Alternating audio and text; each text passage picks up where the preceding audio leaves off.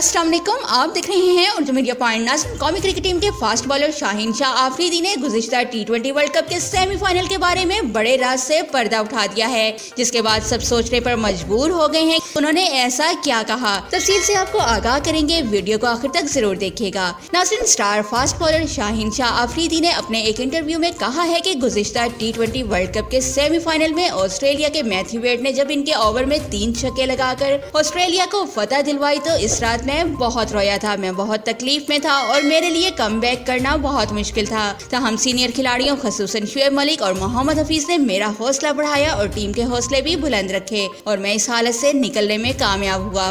Pak Bharat match से मुतालिक बात करते हुए शाहीन शाह आफरीदी ने कहा कि वो एक यादगार मैच था, सब एक होकर खेले और हमने तारीखी फतह अपने नाम की।